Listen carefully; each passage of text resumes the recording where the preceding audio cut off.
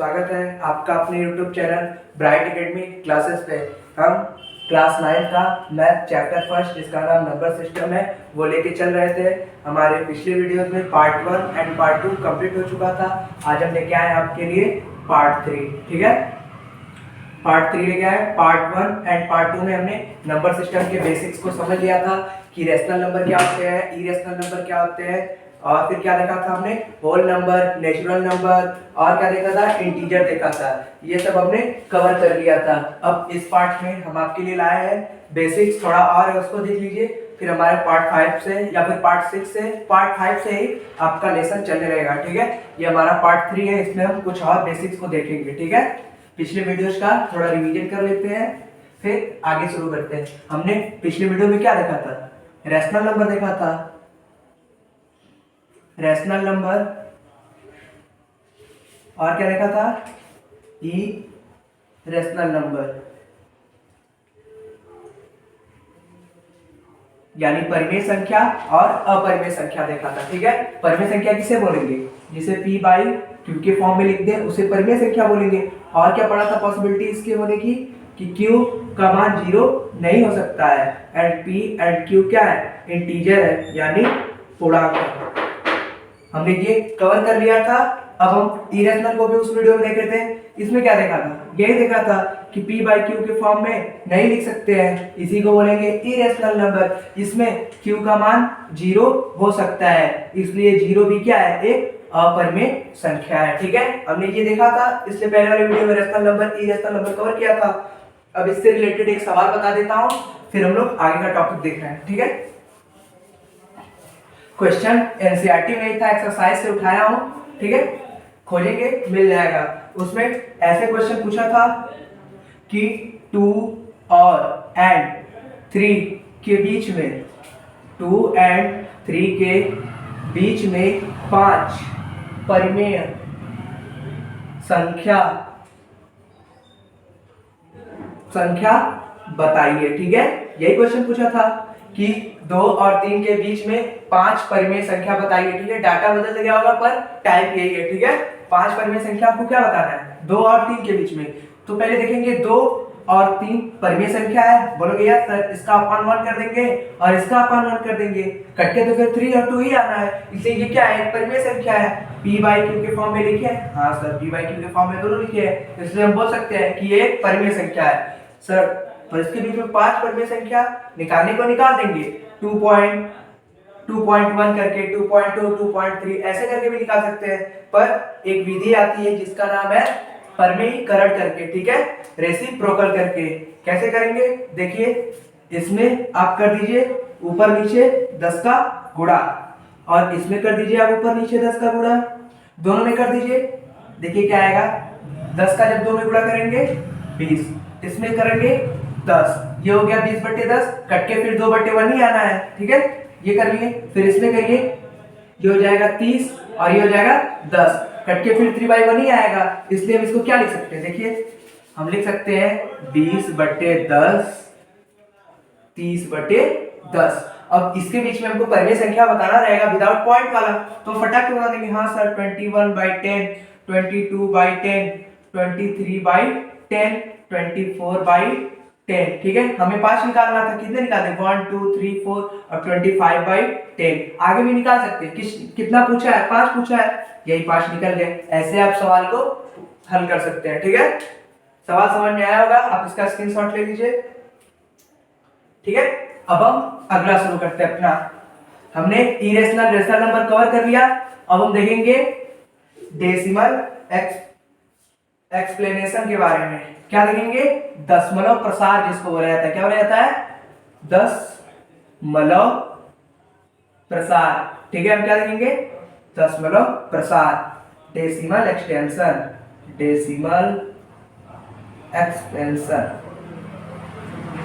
ये देखेंगे। ठीक है, क्या होता है जब दशमलव का मतलब समझ रहे हैं, दशमलव हो गया, इसके बाद संख्याएं किस फॉर्म में लिखी जा रही हैं, उसी को बोला जाता है दशमलव प्रसार। यानी संख्याओं का प्रसार कैसा है, फैलाव कैसा है, वो 2 अंक तक जा रही है या फिर भाग में रुक जा रही है या फिर रिपीट हो रही है या फिर बदल रही है, ये सब कहलाता है दशमलव प्रसार के अंतर्गत। ठीक है, तो हम दशमलव प्रसार समझ गए। जैसे भाग से देख लीजिए, जैसे हमने 2 में 5 का क्या किया, डिवाइड किया।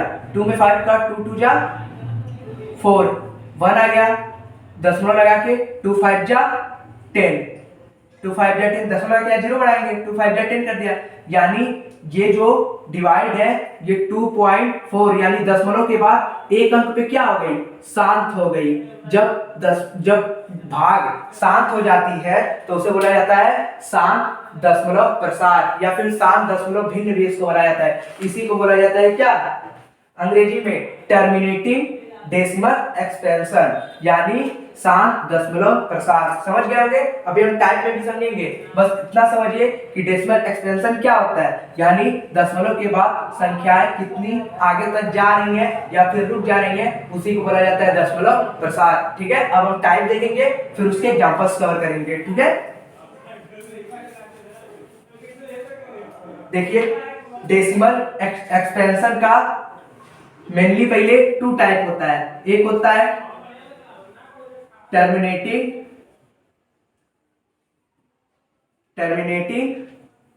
और एक होता है नॉन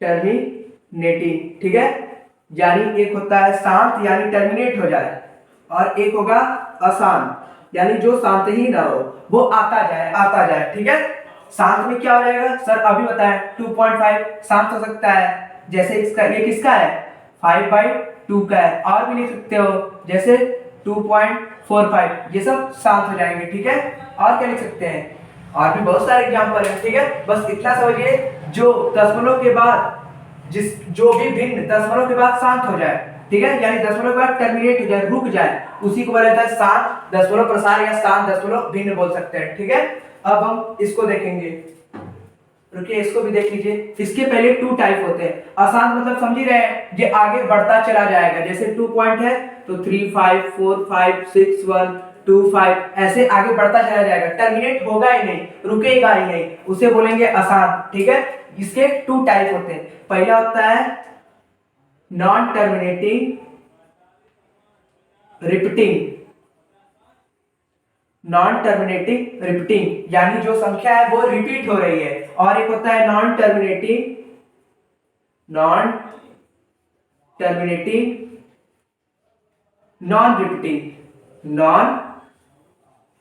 रिपीटिंग यानी रिपीट नहीं होगा। ठीक है, वो बदलता रहेगा पर रिपीट नहीं होगा। जैसे ये देखिए हमारा 2.354561 ये क्या हो रहा है, रिपीट नहीं हो रहा है और अशांत भी नहीं हो रहा है, चलते चला जा रहा है और रिपीट भी नहीं हो रहा है और शांत भी नहीं हो रहा है। इसीलिए इसको हम बोलते हैं अशांत, और नॉन रिपीटिंग को क्या बोलते हैं, अनावर्ती। ठीक है, ये बोलते हैं। अब हम इसके एग्जांपल्स देख लेते हैं। ठीक है, इसका स्क्रीनशॉट लीजिए पहले। अब हम इसके क्या लिखेंगे, एग्जांपल्स देख ले रहे हैं। ठीक है, इसको मैं इधर से रफ करता हूं। टर्मिनेटिंग समझ गए होंगे, जो टर्मिनेट हो जाए यानी शांत हो जाए उसे बोलेंगे टर्मिनेटिंग, और जो शांत ना हो उसे बोलेंगे नॉन टर्मिनेटिंग। ठीक है, समझ ही गए होंगे। एग्जांपल्स देख लीजिए। हमने पहला क्या होता है, नॉन टर्मिनेटिंग क्या होता है, रिपीटिंग, और एक क्या होता है नॉन टर्मिनेटिंग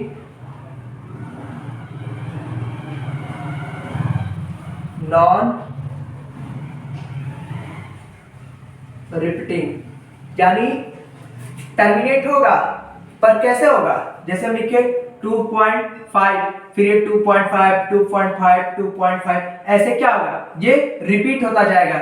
इसी को हम क्या लिखते 0.25 बार लगाते थे। बार लगाने का मतलब यही होता है, ये संख्या जो है बार बार रिपीट हो रही है, बार लगाने का यही मतलब है। अगर मैं सिर्फ ऐसे लिखूं 0.25 के ऊपर 2 के ऊपर बार लगा दूं तब क्या होगा, 2 वाली संख्या जो रिपीट हो रही है, पर ये लिखने का फॉर्म है ये गलत है, बाद में 5 आएगा, फिर हम इसके पहले ये नहीं लिख सकते हैं, हम इसको ऐसे लिखेंगे, 2 पॉइंट ऐसे लिखेंगे, बार रहेगा इसके ऊपर अगर 5 वाली संख्या रिपीट हो रही है, ठीक है, ऐसे लिखेंगे। इसका मतलब 5 है जो वो क्या हो रहा है, बार बार रिपीट हो रहा है, इसी को बोला जाता है रिपीटिंग, नॉन टर्मिनेटिंग रिपीटिंग, यानी टर्मिनेट यानी रुक नहीं रहा है और रिपीट हो रहा है बार बार, ठीक है। उसके एग्जांपल्स देख लीजिए, जैसे इसका एग्जांपल आप ही बना सकते हैं, नॉन टर्मिनेटिंग नॉन रिपीटिंग, यानी रिपीट नहीं होगा, 3 5 4 6 2 1 6 2 5 4 5, ठीक है। ये क्या हो रहा है, रिपीट हो रहा है, सॉरी टर्मिनेट नहीं हो रहा है और रिपीट भी नहीं हो रहा है। देखिए ये भाग कहीं रुक रही है, नहीं सर ये भाग रुक नहीं रही, इसीलिए हम इसको बोलेंगे नॉन टर्मिनेटिंग नॉन रिपीटिंग, ठीक है। आप इसका स्क्रीनशॉट लीजिए, ठीक है। अब हम देखते हैं आगे। अब तक हमने क्या देखा, हमने एक सवाल किया और डेसिमल एक्सपेंशन के बारे में समझा, ठीक है। अब हम आगे समझेंगे कुछ फार्मूला के बारे में, ठीक है, वो हमारा भी बेसिक ही होगा, ठीक है। अगले वीडियो यानी पार्ट 4 में हम आपके लिए फार्मूलाज का क्या लाएंगे, एक वीडियो और लाएंगे जिसमें आप बेसिक्स को अपने और स्ट्रॉन्ग करेंगे। पार्ट 4 देखने के लिए हमारे चैनल को लाइक करें एंड सब्सक्राइब करें। तब तक के लिए मिलते हैं, बाय बाय, टेक केयर।